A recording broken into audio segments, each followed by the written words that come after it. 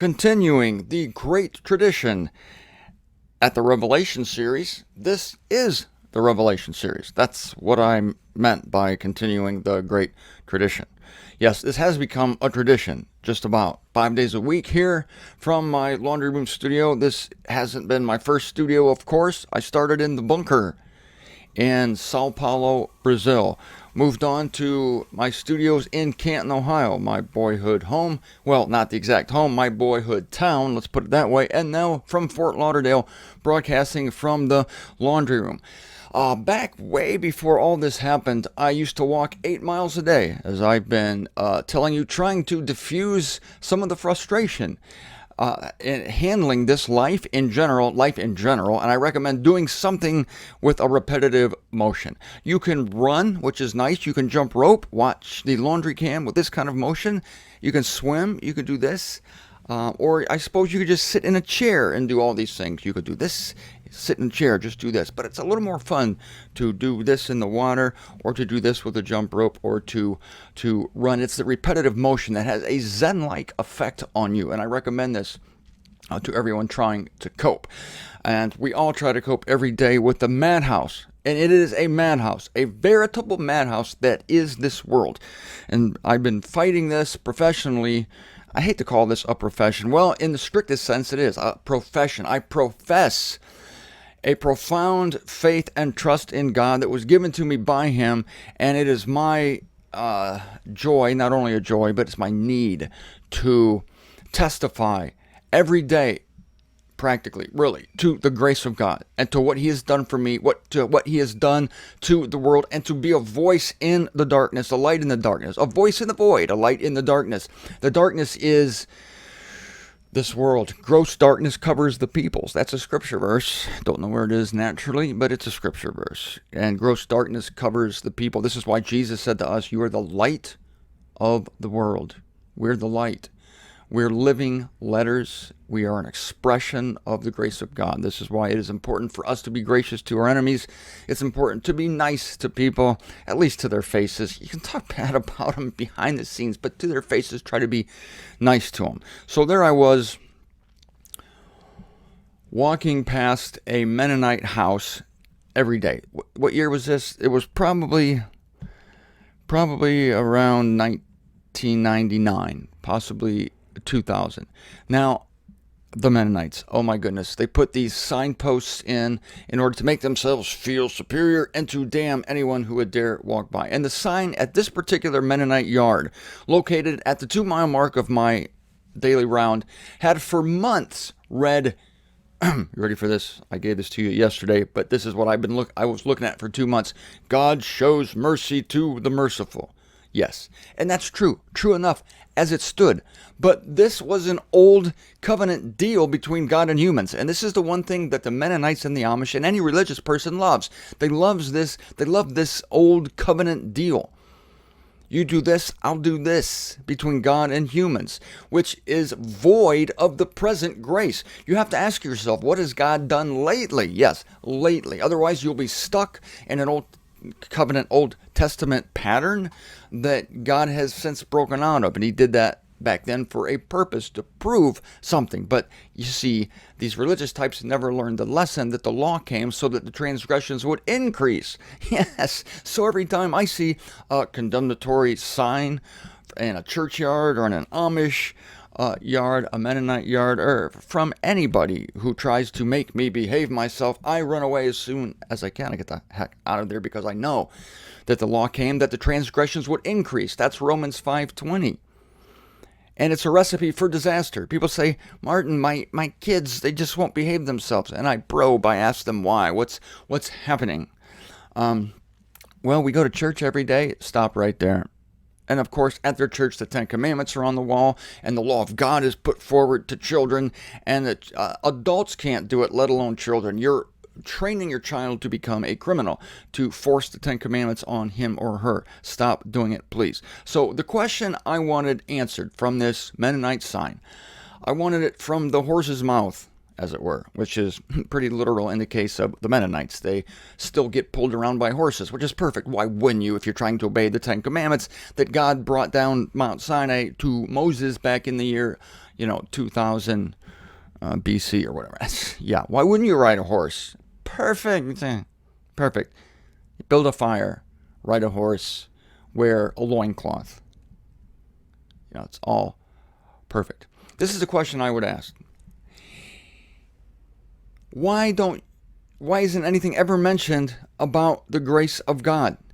And along that line, my question will be, what happens to the unmerciful? That's the logical question that follows from a sign that says God is, what does it say? God shows mercy to the merciful. Shows mercy to the merciful. It's all contingent. It's all based on performance. It's like God's sitting there and waiting with his arms folded to see what you're going to do. My big question was, what happens to the unmerciful? And I often dreamed of asking this as I walked past this place. In my fantasy, I had a fantasy. You have to do something when you're walking 8 miles. My fantasy was that I would knock on the door, on the Menador of the Mennonites, in search of some kind of sequel to their sicko sign. In my fantasy, a plain woman answers the door. Her head is covered, of course. She is aproned, and she's surrounded by omelets. These are the offspring of Amish. These particular people are Mennonites, but in my fantasy, let's go with the fantasy, please. They're Amish, and therefore the children can be omelets. And the omelets duck and hide behind her voluminous skirts. This is my fantasy. And in my fantasy, I say this every time. Hello, I say, my name is Martin Zender, a sinner. Yes, I said a sinner. I don't even own a hoe. I don't know how to make a garden. God help me. I eat cream puffs on the Sabbath. I'm just being honest with you. I bathe every day. I notice, with all due respect, you don't, or the omelets. I tumble dry my clothes. Tumble dry. Of course, if you look at the Mennonite laundry line, it goes from here to Canada, and they have several weeks worth of clothing for 18 people strung up there, and they crank it out on a wheel. My confession to the Mennoness, and this is what I would call her, this is what I do call her in my fantasy, a Mennoness.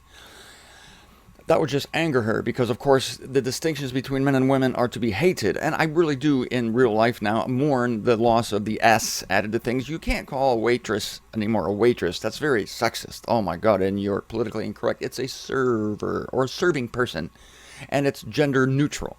A male is a server, a female is a server. Same thing on an airplane. Oh, I love the days when the stewardess came by. And you could say, excuse me, stewardess? Oh, don't do that today. It's a flight attendant, and it's gender neutral because we're politically correct and we have to erase gender distinctions, which is a tragedy. So I address the Mennoness, and I say, I eat cream puffs on the Sabbath. My dear woman, I bathe daily. I tumble dry my clothes. All this to illustrate the depths of my sin to her. Forgive me, bear with me, have mercy on my mustache. That's right. In my fantasy, I ask for mercy upon my mustache because, as you know, the Mennonites and the Amish, they have beards but no mustaches. I had a mustache. And that is a grave sin for which one imagines there is no recourse, not even from the sacrifice of Jesus Christ. I would continue to the Mennoness who answers the door. The omelets would be ducked behind her skirts. I would say, I have read your wonderful sign in your front yard for many months now, hoping to earn my way into heaven. God shows mercy to the merciful, says your wooden headline, and I thank you for that. You're good people. I'm not saying you're not. Thank you for trying to help me. You're a good people. You're a merciful people. You reach out to a sinning, mustached man such as myself, who has, by the way, never once baked a single loaf of bread or fertilized a carrot. This was a very specific fantasy of mine, very detailed. And my next statement would always be this in my fantasy. I said, may God, and I rehearsed this as I walked my 8 miles, may God have mercy upon your household, and may he curse mine in Hades, naturally, because that's where I belong, the unseen. And it's even better if I'm never seen again, your Mennoness. But before I depart for the underworld, I must know from a sanctified lip that has never been rouged or glossed, what happens to the rest? What happens to the unmerciful? At this point in my fantasy, I get a little forward. I lean a little bit. Maybe I take one toe and extend it into the house, into the sacred domicile, of the Mennoness and the omelets.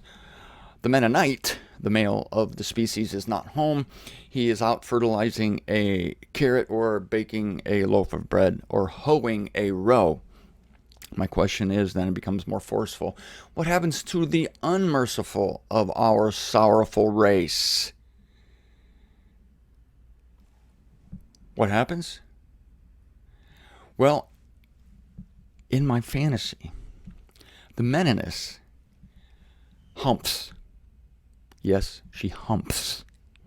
It's a humph. It's a holy humph that comes from deep behind her epiglottis. It goes like this. She can't help it making the hump a little bit feminine. Believe me, I will notice this. I will notice any little feminine nuance I can of the Mennoness. But it's a little deeper than that. That's it. At the same time she humps at me, in my fantasy, she snatches up a fire pan and a golden snuffer from the altar of God next to her spatula rack. This is all part of the fantasy. She then bangs me with the fire pan while smiting me with the snuffer. She bangs me with the fire pan with her right hand after the holy humph, and she smites me.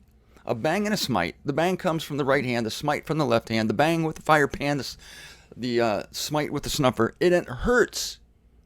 It hurts, but I know I deserve it.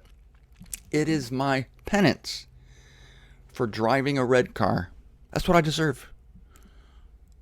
She has, of course, may possibly seen me walking past her holy habitation, but she had probably never seen me driving my red car. But I do drive a red car, and this is a hideous sin to the Amish, that you drive at all, let alone a red car. The Amish and the Mennonites will deign to occupy a vehicle, but it must be black. Unless it's black, we cannot go in it. Black is the color of depression. Black is the color of the inside of our nostrils. Black is the color of the inside of our bodies, which no one will ever see, or the outside for that matter. What happens after that when I grimace in pain at the striking and the smiting? Well, the omelets who have been gathered around the skirts of the Mennoness, they giggle. They bite me in the knees. Then they run away to play in their little Mount Sinai sandbox. That's right. The omelets have a little Mount Sinai sandbox. It's a replica of the Sinai desert, the main feature of which is a mound fashioned by the Mennonite, the Amite, the male of the species, to resemble Mount Sinai. Things look dim for me. Even in the fantasy, I let that happen. I let things look dim for me in the fantasy. I'm willing to do it. You know, not everything has to be pleasant. But alas, I shall not return to my home void. No, because the Mennoness answers my question. In the fantasy, she answers my question. And my question is, of course, what happens to the rest? After she humps, smites me, strikes me and smites me. And the omelets giggle and run away to their Mount Sinai sandbox. She says, the rest? The rest? She is imitating her favorite Old Testament prophet at this time. As she says, the rest, yeah, she kind of says it like that, the rest. She says it a total of 3 times. 3, of course, being the number of perfection. And each time she says it is preceded by another holy humph. 3 holy humphs. 3, the rest. And 3 more smites with the sacred snuffer. And each humph is more holier than the previous humph. And each smite is more sacred than the previous smite. Why, the rest are damned. Wait a minute. No, that's English. The rest are damned for eternity. She says, in hell, of course. Do you not know anything? That's how she finishes. Do you not know anything? And in comes the fire pan, again to my forehead. And in spite of the ensuing headache, as you would imagine, I manage a smile. This is a fantasy. In real life, I probably could not work this up. But in the fantasy, I smile. And the Mennoness intends to send me away happy. Because she's a holy person. And she does. She concludes her sermon. The rest go to hell for eternity. She concludes her sermon with a kick to my buttock area. And a verse from the book of Exodus, chapter 38, verse 22. This is a very specific fantasy. Which verse reads, Now Bezaleel, the son of Uri, the son of Hur, of the tribe of Judah, made all that the Lord had commanded Moses. And on the heels of they will go to hell for eternity, she says to me with one last humph from deep behind her epiglottis, Go thou and doest likewise. With the slam of the door, my fantasy sadly ends. And I have not even received a gardening tip.